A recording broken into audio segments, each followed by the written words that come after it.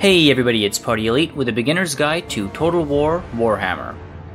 Vanguard Deployment is an ability I don't see used all that often, but can be quite powerful if leveraged correctly. With the Beastmen headed our way very soon, now is probably the best time to get familiar with the ability and how it can be used. You will have noticed, primarily on light cavalry, light infantry, some ranged units and missile cavalry, the ability is listed on the unit info panel and indicated with an icon above the unit card during the deployment phase. Vanguard Deployment allows these units to be deployed in no man's land, anywhere on the battlefield that isn't the enemy's deployment zone, plus a small buffer zone around it. These units aren't typically powerful fighters, but are great for use in harassment, flanking, and encirclement tactics. Don't let them get stuck in prolonged combat though. Without support, they will fall quickly. Instead, use them to pull and prod at the enemy's position. When using Vanguard Deployment, think about your overall game plan. Without this plan, your Vanguard units will end up largely useless. Here are a few possible approaches. First off, closing the gap. Perhaps the most predictable use of these units, if your army consists largely of Vanguard units, you can close the gap significantly, forcing an early start to the engagements and giving the enemy less time to fire on you with artillery or ranged units. This can also completely throw off your opponent if you deploy off to one side or another rather than head on.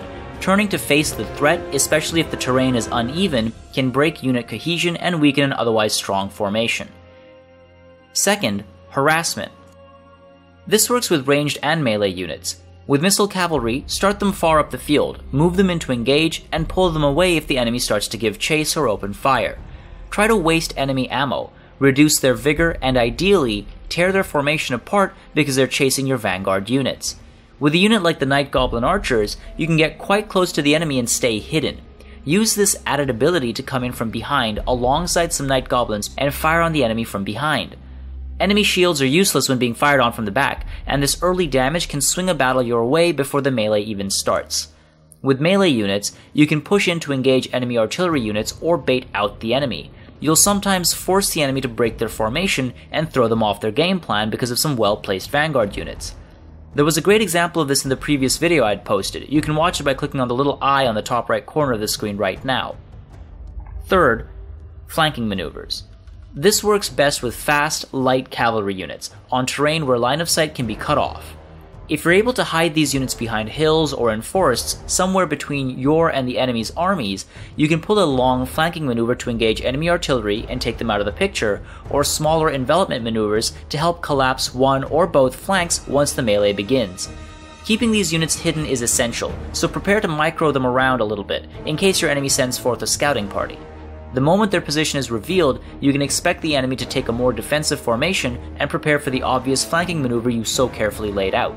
This, in many ways, blends in with the fourth use, encirclement tactics.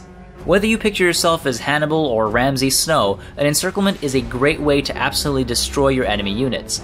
Not only will the damage be spectacular, the hit on enemy morale will be tremendous.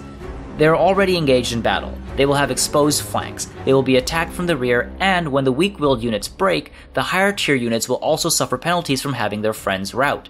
An encirclement takes a lot of precise maneuvering, and if the trap is sprung too early, it can quickly fall apart. Use Vanguard Deployment to, ideally, with some good hiding spots, create a decent starting shape like a crescent or a triangle. Then, as the enemy engages your front lines, bring your Vanguard units in to tighten the noose. Remember, Vanguard units are always a gamble. Leaving a handful of units far and away from any support can result in them being quickly taken care of. It is essential that you maneuver these units at the start of the battle to use them as you had planned. Stick to the plan, unless the enemy is starting to scout in a way that forces you to shift your troops to an extreme degree. With Vanguard Deployment, as far as the enemy is concerned, your troops could be anywhere, and there's only so much scouting that can be done before they start to engage. Don't be afraid to use Vanguard units as bait either. Tear the enemy formation apart, or even have them turn to face a Vanguard unit that you left exposed by mistake, only to reveal your much bigger Vanguard force has been waiting for them to turn to face the perceived threat. Vanguard units open up Pandora's box, but alongside the chaos comes some extremely creative play. Get into your opponent's face, keep them second guessing, and always put them on the back foot. The battlefield is your home. You need to show the enemy that they've made a grave mistake coming into it, and that's what being a great general is about. For more tips and tricks, subscribe to this channel, and if there's something you'd like to see covered, let me know in the comments below.